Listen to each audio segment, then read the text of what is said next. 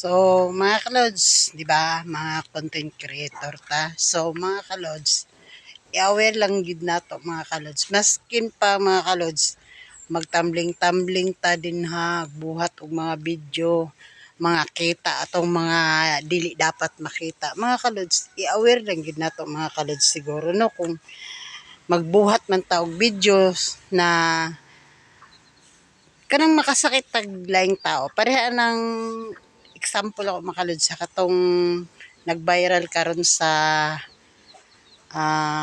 reels katong iyang giluwaan ang holy water sa simbahan. Siyempre mga kalods, bilang Katoliko, masakitan po ko mga kalods. Content creator ko, pero mga kalods, i-aware lang yun nato ng ibalahura nato ang simbahan. No, maski unsa nga relihiyon mga kalods, wala gyud tay karapatan mga kalods na yaga-yagaan nato ang tinuhuan sa uban.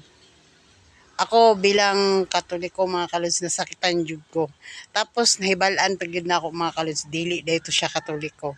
So kamo day nga kung dili mo Katoliko mga kalods, nanabog gyud tay karapatan nga yatak-kita nato ang laing relihiyon, di ba? Wala man gyud na mga kalods.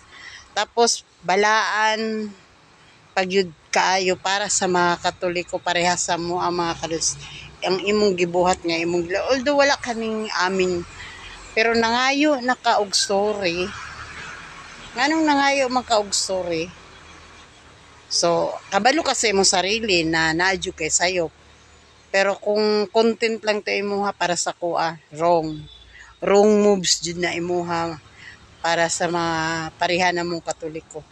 Kay sa mua pag once nga mosulod ni sa simbahan, Diyos ko Lord, dili na gyud namo na pwedeng kakita ba kag mga Katoliko nga nag-video pag mosulod ng simbahan, wala. Kay grabe ang respeto namo sa among pinuhuan bilang Katoliko. So sa mga content creator, aware lang gyud ta na maghimo tag mga video nga ikasak masakitan ng ubang relihiyon. Maski unsa nga relihiyon mga kalods, irespeto yun nato na pareha kay sa gibuhat ni ma'am, sorry pero kung ako, mapasaylo ka pero ambot lang sa taas ma'am.